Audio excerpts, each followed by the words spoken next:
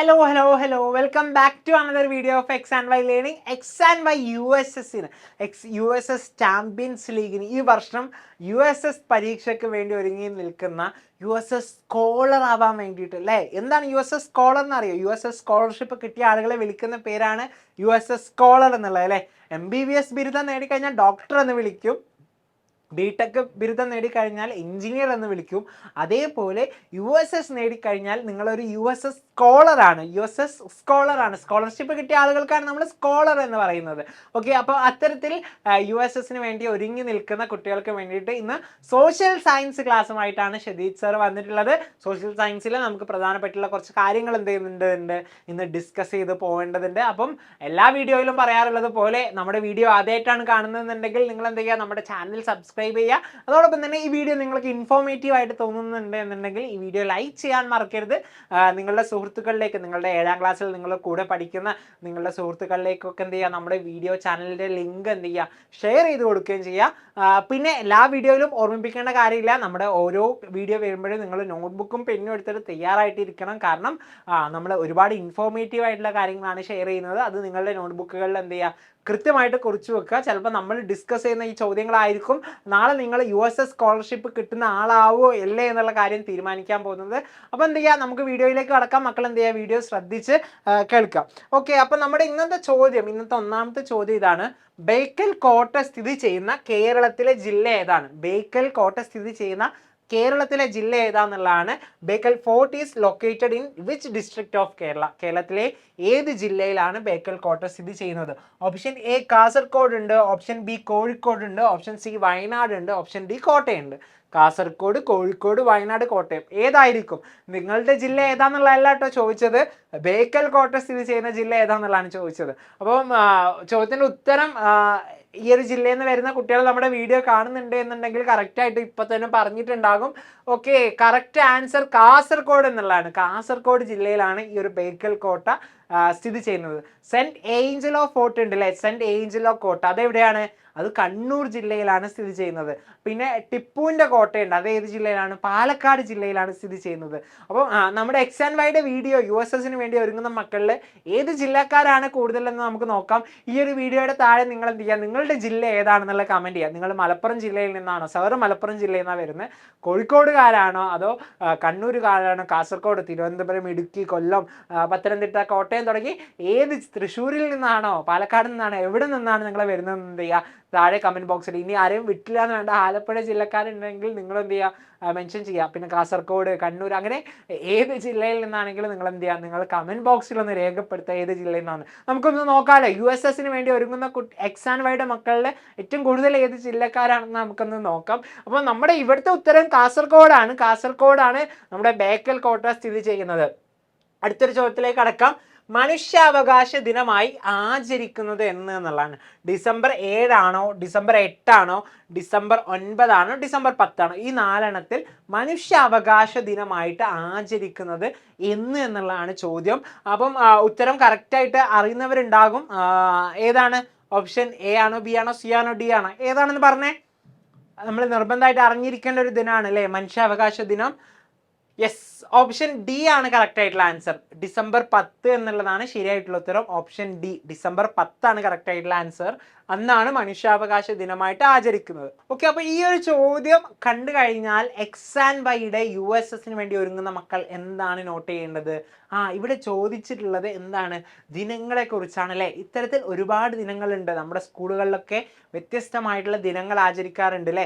USSൻ്റെ മുന്നേ അപ്ലോഡ് ചെയ്ത വീഡിയോസിലൊക്കെ ഇത്തരത്തിലുള്ള ദിനങ്ങളെക്കുറിച്ച് സാറ് പറയുന്നുണ്ട്. നിങ്ങൾ താഴെ നമ്മുടെ ചാനലിൽ വീഡിയോസിൻ്റെ ഭാഗത്ത് പോയിട്ട് താഴേക്ക് സ്ക്രോൾ ചെയ്ത് നോക്കിക്കഴിഞ്ഞാൽ നിങ്ങൾക്ക് USSൻ്റെ സോഷ്യൽ സയൻസ് ക്വസ്റ്റ്യൻസ് കാണാൻ പറ്റും. അതിൽ സാർ ഇതേപോലെ ആവർത്തിച്ചിട്ടുണ്ടായിരുന്നു.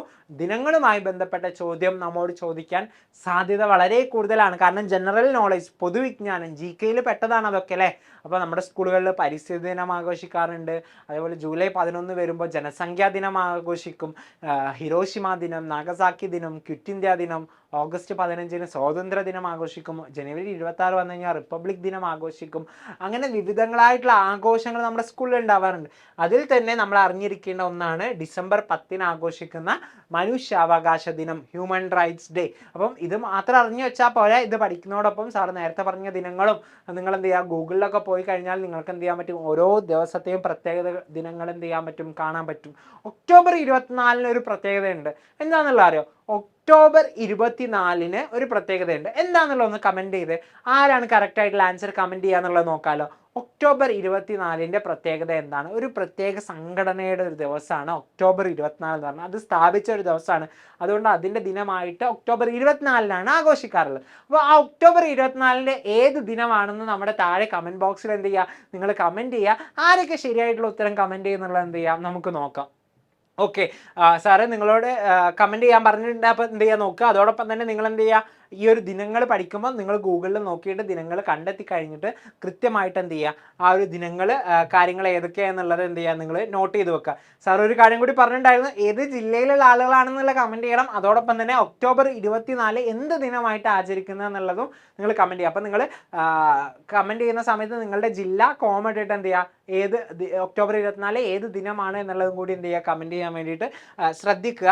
അപ്പം ഡിസംബർ 10 ഏതാണ്? ഹ്യൂമൻ റൈറ്റ്സ് ഡേ, മനുഷ്യാവകാശ ദിനമായിട്ടാണ് ആഘോഷിക്കുന്നത്.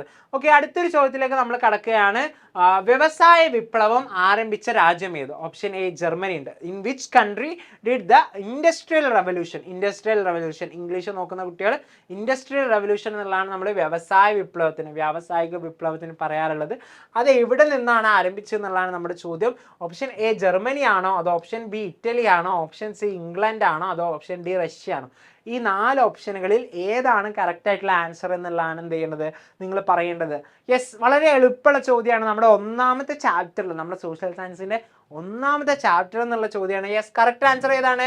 ഇംഗ്ലണ്ട്, ഓപ്ഷൻ സി ഇംഗ്ലണ്ട് എന്നുള്ളതാണ് ശരിയായിട്ടുള്ള ഉത്തരം. ഇംഗ്ലണ്ടിൽ വെച്ചിട്ടാണ് എന്ത് ചെയ്യുന്നത്, ഈ ഒരു വ്യാവസായിക വിപ്ലവത്തിന് ആരംഭം കുറിക്കുന്നത്. നമ്മുടെ ടെക്സ്റ്റ് ബുക്കിൽ പറഞ്ഞിട്ടുള്ളതാണ് ഇൻഡസ്ട്രിയൽ റെവല്യൂഷൻ, വ്യവസായ വിപ്ലവം എന്നുള്ള ടൈറ്റിൽ കൊടുക്കുന്നുണ്ട്. നമ്മൾ റിനൈസൻസിനെ കുറിച്ച്, റെനസോനെ കുറിച്ച്, നവോത്ഥാനത്തെ കുറിച്ചൊക്കെ ചർച്ച ചെയ്തിട്ടുണ്ടായിരുന്നു. ഇവിടെ പറയുന്നുണ്ട് ഇറ്റ് ബിഗാൻ ഇൻ ഇംഗ്ലണ്ട്. ഈ ഒരു ഇൻഡസ്ട്രിയൽ റെവല്യൂഷൻ, വ്യാവസായിക വിപ്ലവം ഇംഗ്ലണ്ടിലാണ് എന്ത് ചെയ്യുന്നത്, തുടങ്ങുന്നത് അല്ലേ. റെവല്യൂഷനൈസ്ഡ് പ്രൊഡക്ഷൻ ആൻഡ് ട്രേഡ്, ഇങ്ങനെ കോളനിവൽക്കരണം ഉണ്ടാവുകയും അങ്ങനെ കോളനിവൽക്കരണത്തിൻ്റെ ഭാഗമായിട്ട് ഓരോ കോളനി രാജ്യങ്ങളിൽ നിന്ന് ഒരുപാട് റോ മെറ്റീരിയൽസ് കൊണ്ടുപോവുകയും അസംസ്കൃത വസ്തുക്കൾ കൊണ്ടുപോയിട്ട് എന്ത് ചെയ്യുന്നു, അത് ഇംഗ്ലണ്ടിൽ കൊണ്ടുപോയിട്ട് അവിടുത്തെ മില്ലുകൾ ഉപയോഗിച്ചുകൊണ്ട് എന്ത് ചെയ്യുന്നു, അത് പ്രൊഡക്റ്റ് ആക്കിയിട്ട് മാറ്റുകയാണ്, ഉൽപ്പന്നമാക്കിയിട്ട് മാറ്റുകയാണ്. അങ്ങനെ ആ ഉൽപ്പന്നം വീണ്ടും എന്ത് ചെയ്യുന്നു, കോളനികളിൽ കൊണ്ടുപോയിട്ട് വിൽക്കുന്നു. ഇതാണ് നമ്മൾ കോളനൈസേഷൻ എന്നുള്ളതൊക്കെ പേരിലൊക്കെ അറിയപ്പെടുന്നത്. അതൊക്കെ നിങ്ങൾ വലിയ ക്ലാസ്സിൽ ഡീറ്റെയിൽ ആയിട്ട് പഠിക്കും. സാറ് ജസ്റ്റ് ഒന്ന് സൂചിപ്പിച്ചു എന്ന് മാത്രം. പക്ഷെ നമ്മൾ ഇവിടെ അറിഞ്ഞിരിക്കേണ്ടത് ഇൻഡസ്ട്രിയൽ റെവല്യൂഷൻ, വ്യവസായ വിപ്ലവം തുടങ്ങിയിട്ടുള്ളത് ഇംഗ്ലണ്ടിൽ വെച്ചിട്ടാണ്. യൂറോപ്യൻ രാജ്യമായിട്ടുള്ള ഇംഗ്ലണ്ടിൽ വെച്ചിട്ടാണ് എന്ത് ചെയ്യുന്നത്, വ്യവസായ വിപ്ലവം ആരംഭിക്കുന്നത്. ആ പോയിന്റാണ് ഇവിടെ എന്ത് ചെയ്യേണ്ടത്, നിങ്ങൾ അറിഞ്ഞിരിക്കേണ്ടത്. ഇനി അടുത്തൊരു ചോദ്യം, റിസർവ് ബാങ്ക് ഓഫ് ഇന്ത്യയുടെ ആസ്ഥാനം എവിടെയാണ്? റിസർവ് ബാങ്ക് ഓഫ് ഇന്ത്യയുടെ ആസ്ഥാനം എവിടെയാണ്? ഓപ്ഷൻ എ ഭോപ്പാൽ ഉണ്ട്, ഓപ്ഷൻ ബി ന്യൂഡൽഹി ഉണ്ട്, ഓപ്ഷൻ സി മുംബൈ ഉണ്ട്, ഓപ്ഷൻ ഡി കൊൽക്കത്ത ഉണ്ട്. ഈ 4 ഓപ്ഷനുകളിൽ ഏതാണ് കറക്റ്റ് ആയിട്ടുള്ള ആൻസർ? റിസർവ് ബാങ്ക് ഓഫ് ഇന്ത്യയുടെ ആസ്ഥാനം എവിടെയാണ് എന്നുള്ളതാണ് എന്ത് ചെയ്യേണ്ടത്, നിങ്ങൾ പറയേണ്ടത്. അപ്പം സാധാരണ ഇത്തരത്തിലുള്ള ഹെഡ് ക്വാർട്ടേഴ്സ്, ആസ്ഥാനങ്ങൾ എന്നുള്ള ഈ ഒരു ചോദ്യം കാണുമ്പോൾ നിങ്ങൾ മനസ്സിലാക്കേണ്ടത്, അങ്ങനെ ആസ്ഥാനങ്ങളുമായി ബന്ധപ്പെട്ടിട്ടുള്ള ചോദ്യങ്ങൾ നമ്മോട് ചോദിക്കാൻ സാധ്യതയുണ്ട്. അപ്പോൾ ഓരോന്നിൻ്റെയും ആസ്ഥാനങ്ങൾ എവിടെയാണ് എന്നുള്ളത് അറിഞ്ഞിരിക്കണം. അത് പഠിക്കാൻ എളുപ്പമാണ്. ഒട്ടുമിക്ക കാര്യങ്ങളുടെയും ആസ്ഥാനങ്ങൾ ഡൽഹിയിലായിരിക്കും ഉണ്ടാവുക. എല്ലതും എന്നുള്ളതല്ല സാറ് പറയുന്നത്, എന്നാലും ഒട്ടുമിക്ക പഠിക്കാൻ എളുപ്പമാണ്. അപ്പോൾ ഡൽഹി അല്ലാത്തത് ഏതൊക്കെയാണ് നമ്മൾ ഓർത്ത് വെച്ചാൽ മതി. ബാക്കിയുള്ളതൊക്കെ ഡൽഹി എന്നുള്ള രൂപത്തിൽ എന്ത് ചെയ്യുക, പഠിച്ചു വെക്കുക. നിങ്ങൾക്കുള്ളൊരു ടാസ്ക്കാണ്, വർക്കാണ്. നിങ്ങൾ ദിനങ്ങൾ എന്ത് ചെയ്യണം, ഗൂഗിളിൽ പോയി നോക്കിയിട്ട് ദിനങ്ങൾ കണ്ടുപിടിച്ചിട്ട് അത് ഓരോ ദിനങ്ങളും ഏതൊക്കെ പ്രത്യേകതയുള്ള ദിനങ്ങളാണെന്ന് നിങ്ങളുടെ നോട്ട്ബുക്കിൽ എഴുതി വെക്കുക. മുന്നുള്ള വീഡിയോയിലൊക്കെ സാർ ഈ കാര്യം പറഞ്ഞിട്ടുണ്ടായിരുന്നു. നിങ്ങൾ വീണ്ടും ഓർത്ത് വെക്കാൻ വേണ്ടിയിട്ടാണ് സാർ ഈ കാര്യം റിപ്പീറ്റ് ചെയ്യുന്നത്. അതേപോലെ എന്ത് ചെയ്യുക, പ്രധാനപ്പെട്ടുള്ള ഒരുപാട് സ്ഥാപനങ്ങൾ ഉണ്ടാവും ഇന്ത്യയിൽ അല്ലേ. റിസർവ് ബാങ്ക് ഓഫ് ഇന്ത്യ, അതേപോലെ തന്നെ വിവിധ വകുപ്പുകളിലെ അഗ്രികൾച്ചറുമായി ബന്ധപ്പെട്ട, കൃഷിയുമായി ബന്ധപ്പെട്ട വകുപ്പുകൾ ഉണ്ടാവും. അങ്ങനെ ഓരോ വിഷയങ്ങളിലുള്ള അതിൻ്റെയൊക്കെ ആസ്ഥാനങ്ങൾ എവിടെയാണ്? അപ്പം famous head quarters in India എന്ന് നിങ്ങൾ എന്ത് ചെയ്യുക, ഗൂഗിളിൽ പോയിട്ട് സെർച്ച് ചെയ്യുക. അപ്പോൾ ഓരോന്നിൻ്റെയും ഹെഡ് ക്വാർട്ടേഴ്സ് എവിടെയാണെന്നുള്ളത് നിങ്ങൾക്ക് ഗൂഗിളിൽ കാണാൻ പറ്റും. അപ്പോൾ അത് നിങ്ങൾ നോട്ട് ചെയ്യുക. നോട്ട് ചെയ്യുമ്പോൾ ഞാൻ നേരത്തെ പറഞ്ഞല്ലോ, ഒട്ടുമിക്കതിൻ്റെയും ഡൽഹിയാണ്. അപ്പോൾ ഡൽഹി അല്ലാത്തത് ഏതൊക്കെയെന്ന് പഠിച്ചു വെച്ച് കഴിഞ്ഞാൽ ബാക്കിയുള്ളതെല്ലാം ഡൽഹി എന്നുള്ള രൂപത്തിൽ നിങ്ങൾ എന്ത് ചെയ്യാം, പഠിച്ചു വെക്കാം. എല്ലതും ഡൽഹി ആവണമെന്നില്ല. അപ്പോൾ ഇവിടെ സ്വാഭാവികമായിട്ട് ഹെഡ് ക്വാർട്ടേഴ്സ് കാണുമ്പോൾ ഹെഡ് ക്വാർട്ടേഴ്സ്, ഇന്ത്യയുടെ തലസ്ഥാനം ന്യൂഡൽഹിയിലെ ഡൽഹി ആണല്ലോ, അപ്പം ഇതിൻ്റെതും കറക്റ്റായിട്ടുള്ള ആൻസർ ന്യൂഡൽഹി ആയിരിക്കും എന്ന് നിങ്ങൾ വിചാരിക്കുന്നുണ്ടാവും. പക്ഷേ അതല്ല ശരിയായിട്ടുള്ള ഉത്തരം, മുംബൈ എന്നുള്ളതാണ്. റിസർവ് ബാങ്ക് ഓഫ് ഇന്ത്യ, ഇന്ത്യയുടെ ഏറ്റവും സുപ്രധാനമായിട്ടുള്ള ബാങ്കാണല്ലേ, കേന്ദ്ര ബാങ്കാണ് എന്ത്, റിസർവ് ബാങ്ക് ഓഫ് ഇന്ത്യ. അവിടെ നിന്നാണ് പൈസ അടിച്ചിറക്കാറുള്ളത്. നിങ്ങൾ നോട്ട് നോക്കിക്കഴിഞ്ഞാൽ അല്ലേ, പൈസ നോക്കിക്കഴിഞ്ഞാൽ നിങ്ങൾക്ക് അവിടെ റിസർവ് ബാങ്ക് ഓഫ് ഇന്ത്യ എന്നുള്ളത് കാണാൻ പറ്റും. അപ്പം റിസർവ് ബാങ്ക് ഗവർണറുടെ ഒപ്പൊക്കെ ഉണ്ടാവും. ഇപ്പോൾ റിസർവ് ബാങ്ക് ഗവർണർ ആരൊക്കെയാണ്, ആദ്യത്തെ ഗവർണർ ആരാണ്, ഇപ്പോഴത്തെ ഗവർണർ ആരാണ്, ആദ്യത്തെ ഇന്ത്യക്കാരനായിട്ടുള്ള ഗവർണർ ആര് എന്നുള്ളതൊക്കെ നമ്മുടെ മുന്നേ ഉള്ള ഒരു വീഡിയോയിൽ നമ്മൾ ചർച്ച ചെയ്തിട്ടുണ്ടായിരുന്നു. ആർക്കൊക്കെ അത് ഓർമ്മയുണ്ട്, ഓർമ്മയില്ലാത്തവരെന്ത് ചെയ്യുക, നിർബന്ധമായിട്ടും വീഡിയോസിൻ്റെ ഭാഗത്ത് പോയിട്ട് നമ്മുടെ പഴയ വീഡിയോസ് സ്ക്രോൾ ചെയ്ത് ഒന്ന് നോക്കുക. നമ്മൾ ഈ ഒരു വർഷത്തെ USSൻ്റെ വീഡിയോസ് തന്നെ ആ ഒരു കാര്യം ചെയ്തിട്ടുണ്ടായിരുന്നു. അതിനെക്കുറിച്ചുള്ള വിശദാംശം ഡീറ്റെയിൽ ആയിട്ട് തന്നെ നമ്മൾ പറഞ്ഞിട്ടുണ്ടായിരുന്നു. അപ്പോൾ അതൊന്നും എന്ത് ചെയ്യുക, നിങ്ങൾ പോയിട്ട് നോക്കുക. അപ്പോൾ ഇവിടെ ചോദ്യം റിസർവ് ബാങ്ക് ഓഫ് ഇന്ത്യയുടെ ആസ്ഥാനം എവിടെയാണെന്നുള്ളതാണ്. കറക്റ്റായിട്ടുള്ള ആൻസർ മുംബൈ ആണ്. മുംബൈയിലാണ് റിസർവ് ബാങ്ക് ഓഫ് ഇന്ത്യയുടെ ആസ്ഥാനം. അതിൻ്റെ ചിത്രമാണ് സാറ് ബാക്കിൽ കൊടുത്തിട്ടുള്ളത്. അപ്പോൾ ഡൽഹി അല്ല, ഡൽഹിയിൽ റിസർവ് ബാങ്കിൻ്റെ ഓഫീസ് ഉണ്ട്, പക്ഷേ പ്രധാനപ്പെട്ടുള്ള ഹെഡ് ക്വാർട്ടേഴ്സ്, ആസ്ഥാനം സ്ഥിതി ചെയ്യുന്നത് മുംബൈയിലാണ് എന്നുള്ള കാര്യം എന്ത് ചെയ്യുക, മക്കൾ ഓർത്ത് വെക്കുക.